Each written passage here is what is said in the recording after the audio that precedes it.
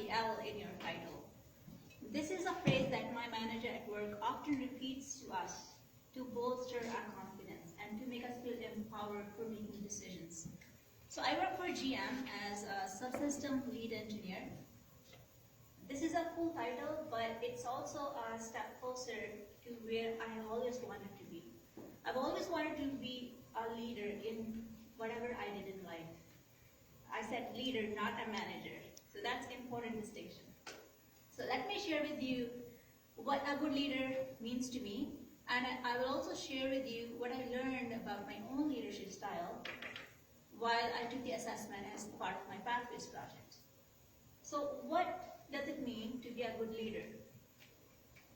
I'm sure most of you, like me, have people in your lives that you look up to, right? These folks can present themselves as our managers, as our mentors, as our coaches, or our parents, siblings, or spouses. So a leader is simply a person that we feel is leading us to a better place, whatever that place may be for each one of us. So a leader, a person does not have to be in a leadership role to lead. A good Samaritan or a good citizen is a leader because he or she inspires others around him or her to also do good for the society. So it's very important to know that a person does not have to be in a leadership role to lead.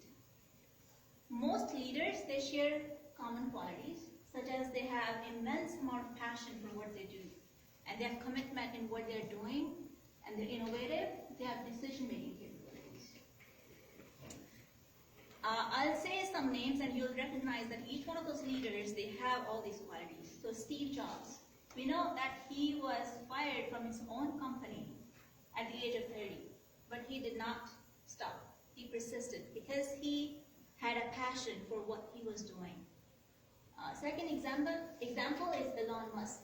I think he's a perfect example of an innovative leader. He has so many companies that I can count on my fingers. Third example is Mother Teresa. She spent all of her life helping the poor. That was her commitment to serving the humanity. So most leaders share these common qualities. But remember, a person does not have to be in a leadership role to lead. Isn't that's such a nice thing? Because it means that each one of us sitting in this room can be leaders, provided that we do the hard work that it takes to become that figure and to inspire others around us. So these are just some leadership qualities that most leaders have, but it's also important to know how these leaders, they influence others around them. What I'm going to be talking about is the leadership style. There are many leadership styles. You might know some of them, such as they may be democratic, they may be bureaucratic, they may be altruistic, or coaching style of leading, many more. I think some of these may be resonating with you, and you may be thinking, yeah, that is the kind of leader I am, or that is the kind of leader I aspire to be. I'm not going to bore you with the definitions of each one of these, but I'm going to share with you three leadership styles. I'll read the definitions, which are from Toastmasters. So the first one that I choose to share is altruistic leadership style. This leader leads to better serve others. This leader focuses on active listening, empathy, and commitment to building community. So an example of this kind of leader would be Mother Teresa. That's who I can think of. The second style I want to share with you is innovative leading style. This leader shares a vision of the future and pursues excellence. This leader invites collaborative conversations. An example that I have in mind is Elon Musk. The third leadership style I wanted to share was bureaucratic. This leader's decisions are absolute. This leader motivates by discipline and demands immediate compliance. This style is not effective when trying to lead highly skilled individuals. I don't have anybody specific in mind, but I think most politicians are bureaucratic. Just my opinion, not all, most. So these are the 3 styles I wanted to share with you.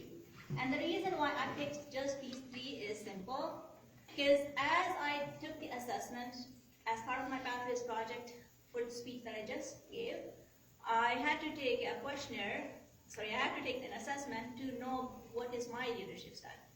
It turns out that I have more of an altruistic leadership style and least bureaucratic style.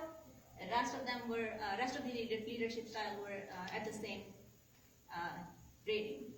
So I wanted to share with you these 3 because I am very pleased with the results I got, because altruistic leadership style is what I really aspire to have. And I want to be more innovative. And bureaucratic, I think all leadership styles are important, because you can have your dominant style, but it's also important to know where you are, who are the people that are around you, who are the people that you're leading, so that you can adapt your leadership style according to the setting. Alright, so before I conclude, let me ask, how many of you are aware of your own leadership style? Good. So how many of you would like to know what your leadership style is? Great. Okay, so this is what you need to do. You need to complete level 1 of Pathways, which is 4 projects, just 4 speeches. And then once you're done, you will get to work on your speech 1 of level 2, which is what I just gave. And you will be required to take an assessment similar to mine, and you will learn what your leadership style is. Excited about that or not? All right. Scared. Mr. Toastmaster.